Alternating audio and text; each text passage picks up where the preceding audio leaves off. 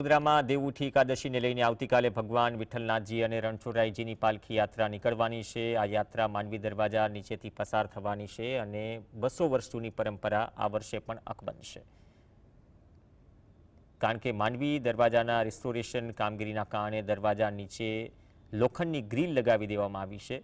તો આ પરંપરા જળવાઈ રહેશે અથવા તૂટશે એક સવાલ છે। મહાનગરપાલિકા તંત્ર માટે આ પાલખી દરવાજા નીચેથી પસાર કરવી કે દરવાજાને ગોળ ફરીને તે સવાલ છે। આ વર્ષે 200 વર્ષથી ચાલી આવતી માંડવી દરવાજાથી નીકળવાની જે પાલખીની જે પરંપરા છે તે જળવાઈ છે કે નહીં તેના પર સૌની નજર છે। વડોદરામાં આવતીકાલે દેવઉઠી એકાદશી નિમિત્તે ભગવાન વિઠ્ઠલનાથજી, ભગવાન રણછોડજી અને રામજી ભગવાનની પાલખીઓ નીકળશે।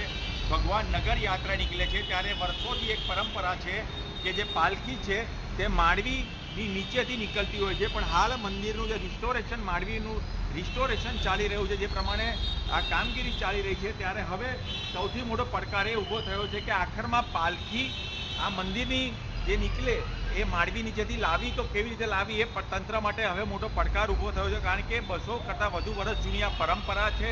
રામજી ભગવાનનો વરઘોડો હોય કે પછી વિઠ્ઠલનાથજીનો હોય કે રણછોડજીનો, આ તમામ ભગવાનના વરઘોડા આ પ્રકારે માંડવીની નીચેથી નીકળતા હોય છે। ત્યારે હાલ જે પ્રમાણે માંડવીની ઇમારત જર્જરિત થયા બાદ રિસ્ટોરેશનની પ્રક્રિયાઓ ચાલી રહી છે, ત્યારે હવે ભક્તોને જે છે એ મૂંઝવણ પણ છે કે ખરેખર આખરમાં પાલખી જે ભગવાનની નગરયાત્રા નીકળશે, પાલખી નીકળશે તો કેવી રીતે નીકળશે, તંત્ર માટે પણ એક મૂંઝવણ ભર્યો સવાલ છે।